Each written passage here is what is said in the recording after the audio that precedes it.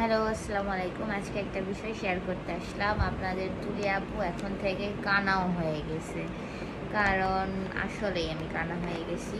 আমার চোখের সমস্যা ছিল, কিন্তু ভাবিনি যে আসলে এটা গুরুতর সমস্যা। পরে ডাক্তার দেখানোর পরে ডাক্তার চশমা দিয়েছে। পাওয়ার কত জানি পাওয়ার আছে, মোটামুটি একদম বেশিও না কমও না। মাইগ্রেনের সমস্যা থেকেই মানে চোখের সমস্যাটা হয়েছে। দূরের জিনিস মূলত দেখতে পাই না। দূরের বলতে একটু দূরের, বেশি দূরেরও না। আপনারা অনেকে যেটা স্বাভাবিক দেখতে পান, আমি সেটা একদম খোলা দেখতে পাই। তো চশমা পরার পরে সেটা ভালো দেখতে পারি।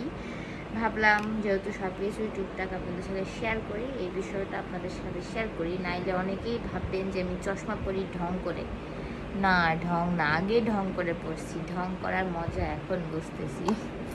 কেমন লাগছে আমাকে চশমা পরে অবশ্যই কমেন্ট করে জানান। আজকের এই শর্ট ভিডিওটা এই পর্যন্তই।